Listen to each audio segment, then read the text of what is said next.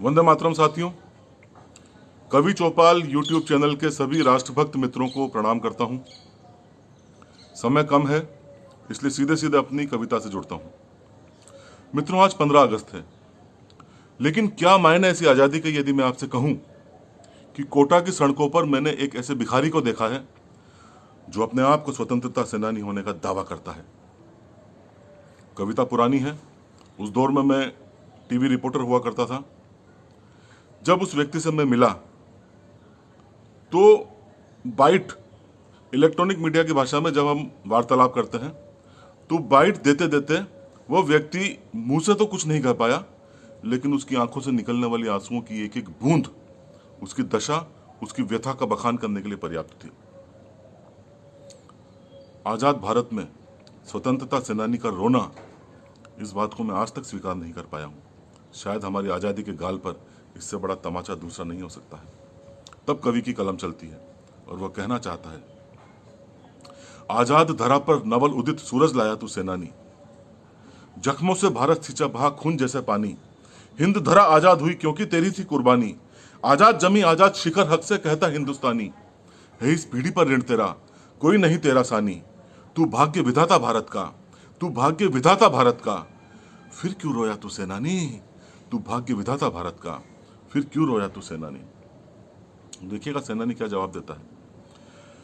आजादी का सूर्य उगा पूर्ण हुआ मेरा सपना, लगा आज वो दिन आया जो लगता मुझको अपना, तू कहता जिसको भारत मां उसको प्राणों से सींचा, एक दिन के नन्हे भारत को उस दिन आंखों से देखा।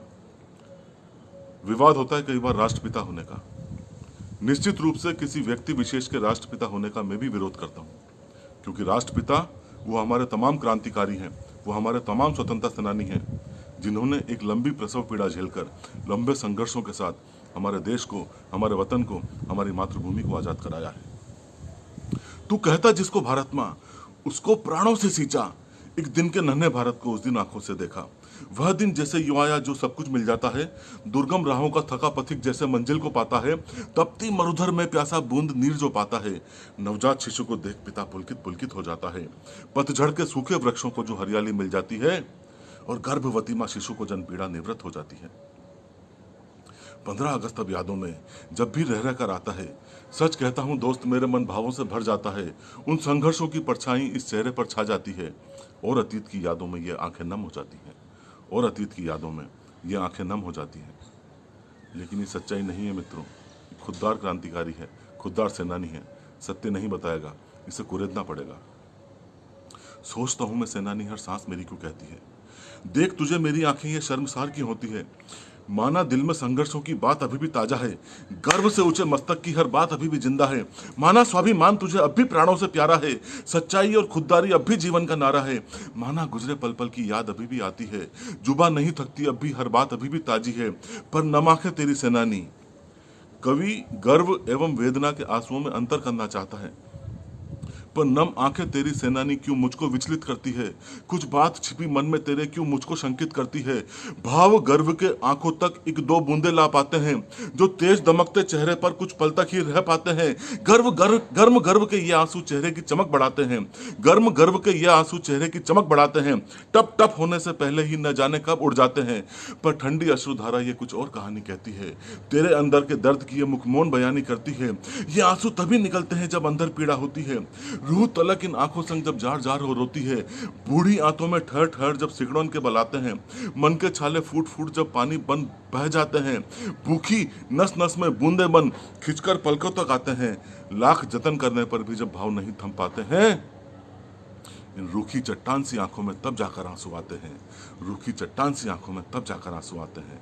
तो कितना भी समझा मुझको मैं इतना नादान नहीं, ये जर्जर हालत तेरी है मैं इससे अनजान नहीं, आजाद हवा दी तूने क्यों कुटिया में दम घुटता है, सूरज की किरणें लाया तू अंधियारी तेरी दुनिया है, भूख बीमारी लाचारी यह पीड़ा वृद्धावस्था की, जर्जर एका की जीवन यह क्रीड़ा नई व्यवस्था की, हर दृश्य साफ है आंखों में, मत डाल हकीकत पर पर्दे, अब सब कुछ मैं जान गया, तू भी मुझसे कुछ कह दे, तू भी मुझसे कुछ कह दे।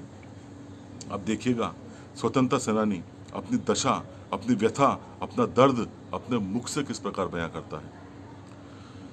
क्या कहना है दोस्त मेरे, सब कुछ तो तूने बोल दिया, जुबा मौन थी जो अब तक इस मुंह को तूने खोल दिया, संघर्षों का ये किस्सा किस्मत का ताना बाना है, सहा हमेशा इसको और इसको सह मर जाना है।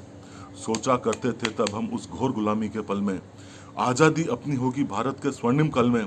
इसी चाह में गोरों की लाठी भी हम खा जाते थे और बदलेगा ये राज कभी, यह स्वप्न देखते जाते थे।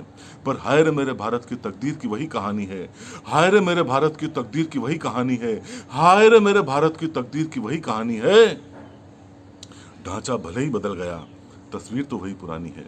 ढांचा भले ही बदल गया, तस्वीर तो वही पुरानी है। 2 जून की रोटी के खातिर दफ्तर के चक्कर खाता हूँ, नहीं पेंशन फिर आना यह सुनकर वापस आता हूँ। यही सिलसिला वर्षों से सच कहता हूँ दिनचर्या है, यही सिलसिला वर्षों से सच कहता हूँ दिनचर्या है। और फैलाता 2 हाथ में आगे यही आय का जरिया है, फैलाता 2 हाथ में आगे यही आय का जरिया है। नेताजी संग कदम ताल पग पगता स्वाभिमान मेरा, उसी कदम का दफ्तर में अब होता है अपमान बड़ा। नेताजी संग कदम ताल पग पगता स्वाभिमान मेरा, उसी कदम का दफ्तर में अब होता है अपमान बड़ा। बाबू से लेकर अफसर तक सारा दफ्तर उपहास करे, नेता से भी मिलता हूँ वो आश्वासन की बात करे। इस बूढ़े की अंतिम जंग उस जवा जंग पे भारी है, इस बूढ़े की अंतिम जंग उस जवा जंग पे भारी है। आज़ादी की जंग जीती पर जीवन की जंग हारी है, आज़ादी की जंग जीती पर जीवन की जंग हारी है, आज़ादी की जंग जीती पर जीवन की जंग हारी है। यह अंतिम क्षण है जीवन के, और समय न अब बाकी, मरकर ही अब तो लगता असल मिलेगी आज़ादी। कह दो जाकर दफ्तर में अब छोड़ दे करना मनमानी, कह दो जाकर दफ्तर में अब छोड़ दे करना मनमानी।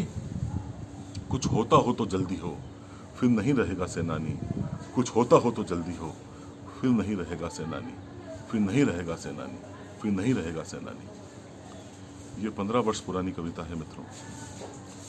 आने वाले 5-6 सालों तक भी मैं उस स्वतंत्रता सेनानी को कोटा की सड़कों पर देखता रहा। फिर कहीं वो गुम हो गया और एक दिन पता पड़ा वास्तव में वो स्वतंत्रता सेनानी नहीं रहा, और हम हमारी आज़ादी के उत्सव में मग्न हैं, मशगूल हैं। एक बार पुनः कवि चौपाल के सभी दर्शक गणों का वंदन करता हूँ। जय भारत, जय हिंद।